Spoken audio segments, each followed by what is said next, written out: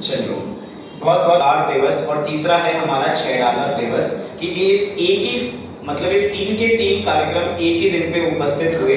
चलिए हम गोष्ठी का प्रारंभ करते हैं।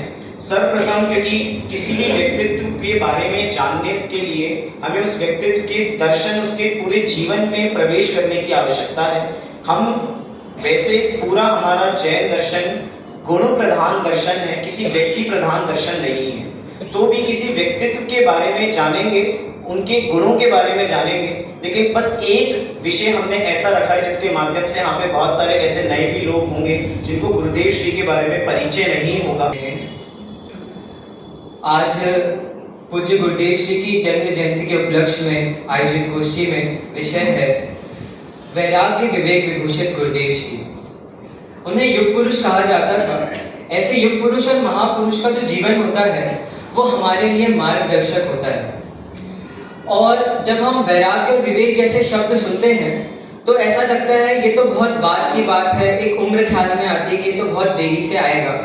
लेकिन आज हम ऐसे व्यक्तित्व के बारे में जानेंगे जो जिनका बचपन से जीवन मरण पर्यंत तक मतलब देह परिवर्तन पर्यंत तक उनका जीवन वैराग्य और विवेक से विभूषित रहा है। इसके लिए सर्वप्रथम वैराग्य किसे कहते हैं वो जानते हैं। तो बृहद्रव्य संग्रह की 35वीं गाथा की टीका में जहाँ संवेग और निद्रा को समझाया है वहां पे कहा है कि संसार देह भोगेषु विरक्त भावो या विरक्क। संसार देह और भोग से विरक्ति का भाव वैराग्य है। और विवेक की बात करें तो ऐसी जागृत मंद कषाय की अवस्था जहाँ सम्यक मिथ्या ज्ञान अज्ञान शुद्ध अशुद्ध के निर्णय करने की भेद समझने की क्षमता हो। हम उनके जीवन के 4 हिस्सों से वैराग्य और विवेक देखेंगे। पहला श्वेतांबर दीक्षा लेने से पूर्ण जो उनका गृहस्थ जीवन रहा, दीक्षा के समय, परिवर्तन के समय और परिवर्तन के बाद। तो चलते 21 अप्रैल 1890 जहां उजम्मा माता और मोतीचंद भाई के घर में उमराला में एक अत्यंत सुंदर अत्यंत तीक्ष्ण बुद्धि वाले बालक का जन्म हुआ था। परिवार खूब संपन्न था, दादा नगर सेठ कहे जाते थे, परंतु उन्हें लौकिक सुख सुविधाओं से जरा भी मोह नहीं था। उनका एक संवाद प्रसिद्ध है उनके बड़े भाई के साथ। जब उनके बड़े भाई उन्होंने अपने बड़े भाई से पूछा बड़े होकर क्या बनना चाहते हैं, तो उनके बड़े भाई ने कहा कि मैं बड़ा होकर बहुत बड़ा व्यापारी बनना चाहता हूँ और बहुत पैसे कमाना चाहता हूँ। फिर उनके बड़े भाई ने उनसे पूछा तो उन्होंने कहा कि मैं संसार मेरे को रुचता ही नहीं है, मैं अपना संपूर्ण जीवन आत्मा के कल्याण में लगाऊंगा। और ये किस समय की बात है जब वे मात्र 10 साल की उम्र के थे। 7 साल में उनका स्कूल में एडमिशन हो गया था, साथ साथ ही धार्मिक शिक्षा भी चल रही थी। लेकिन लौकिक शिक्षा के प्रति उनको जरा भी राग नहीं, धार्मिक शिक्षा ही वो करना चाहते थे। बीच में छप्पनिया दुष्काल आया, उस समय में बहुत हालत खराब थी, खाने पीने की बहुत दिक्कत थी, जानवर रो रहे थे, सब परेशान थे। उस समय उनका और वैराग्य प्रबल हुआ। और उस समय जब वो स्कूल जाते थे उनको अपना गांव भी बदलना पड़ा। और जब वो स्कूल जाते थे तो एक बार तो लौकिक शिक्षा के कारण कि धार्मिक शिक्षा करनी है, रोने लगता है जैसे पुत्र माता के वियोग में रोता है। और ऐसे करते हुए लौकिक शिक्षा में मार्क्स भी कम आने लगे। वैसे वो बहुत होशियार थे, आधे फर्स्ट ही थे, लेकिन उनके मार्क्स थोड़े गिर गए। तो क्या हुआ कि उनके टीचर ने उनसे कहा कि आप यदि धार्मिक शिक्षा नहीं भी करोगे तो भी चलेगा। तो उन्होंने उत्तर दिया कि जैन दर्शन की पढ़ाई मेरे लिए प्रथम मुख्य है, बाकी समय मिलेगा तो मैं यहाँ से दूसरी पढ़ाई करने के लिए समय निकाल लूंगा। इसके बाद 1904 में प्लेग नामक महामारी आई। उस समय में उन्हें फिर से अपने माता जी को छोड़कर जाना पड़ा। उनकी माता जी का देहांत भी हो गया था तभी।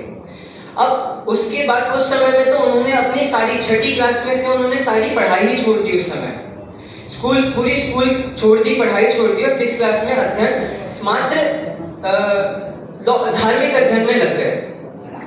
मात्र धार्मिक अध्ययन में लगने के उसके बाद उन्होंने उसके लिए संस्कृत की ट्यूशन लगवाई।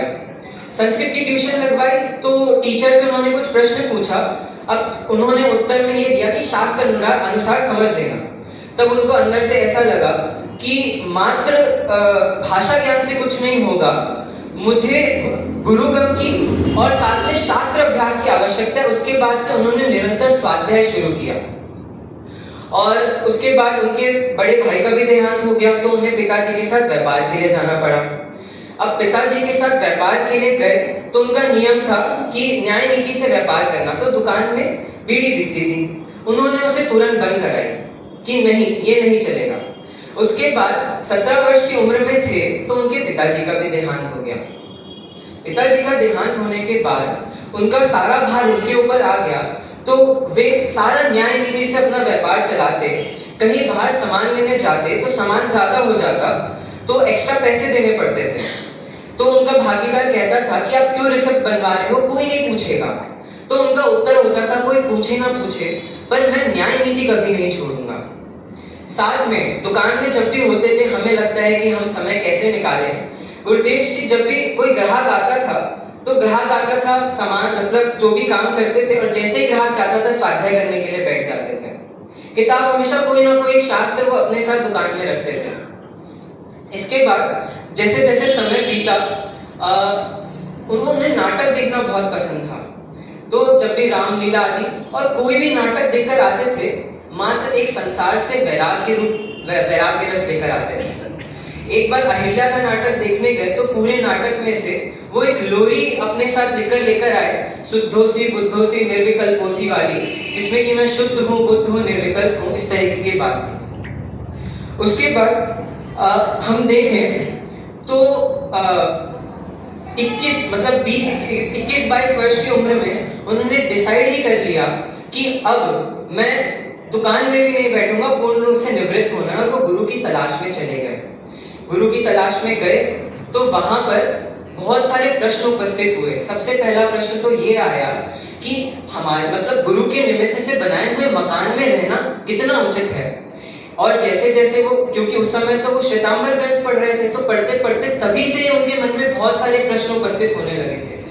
लेकिन अब उन्होंने मन में मतलब विचार किया कि अब मैंने घर तो छोड़ दिया, तो वापस मुझे संसार में तो नहीं जाना है, तो दीक्षा तो मैं लूंगा और सत्य की खोज करूंगा।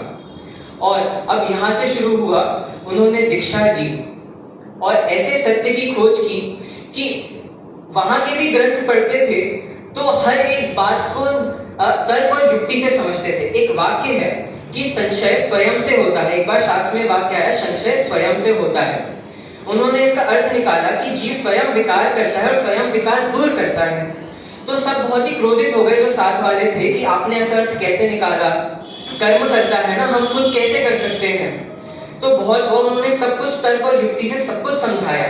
तो किसी ने कहा कि ठीक है 51% आप ले लो जीव का और 49% ले लो कर्म का।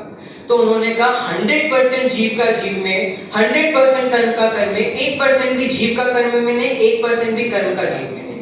इस तरीके से हर एक बात को वो तर्क युक्ति प्रमाण इत्यादि से समझाते थे। और ऐसे करते करते बहुत सारे, एक बार पात्र रंग रहे थे, सब बाकी सारे उनके पात्र रंग रहे थे, तो गुरु ने उन्हें भी कहा, तो उन्होंने कहा मैंने पात्र रंगने के लिए दीक्षा नहीं ली है। तो उनके गुरु ने भी उनसे कहा कि तो फिर बिना पात्र वाला गुरु ढूंढ लेना। तो उनके बहुत सारे प्रवचनों में भी आता है कि ढूंढ लिया मैंने बिना पात्र वाला गुरु।